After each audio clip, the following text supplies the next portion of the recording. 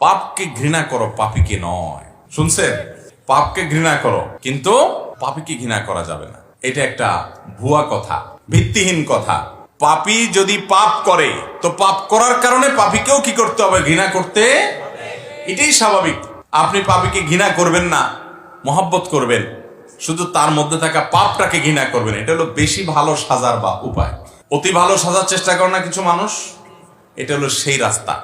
অথচ নবী করিম সাল্লাল্লাহু আলাইহি সাল্লামের হাদিস দিকে তাকালে আমরা দেখি যে মানুষকে ভালোবাসবে সেটাও আল্লাহর কারণে, আবার অপছন্দ করবে সেটাও কার কারণে? এবং এটাই হলো ঈমান পরিপূর্ণ হওয়ার জন্য পূর্ব শর্ত। কত মানুষ আছে, সুমামা ইবনে উসাল রাদিয়াল্লাহু তাআলা আনহু যখন ইসলামে ছিলেন না, তখন তার ইসলাম গ্রহণ করার পর তিনি বলেছেন, হে আল্লাহ রাসূল, আমার কাছে সবচেয়ে অপছন্দনীয় চেহারা ছিল আপনার চেহারা, আমার সবচেয়ে অপ্রিয় মানুষ ছিলেন আপনি, আর ঈমান আনার পরে এখন আমার কাছে সবচেয়ে প্রিয় মানুষ আপনি, আর আমি এতদিন যাদেরকে আপন মনে করতাম তারা এখন আমার সবচেয়ে পর।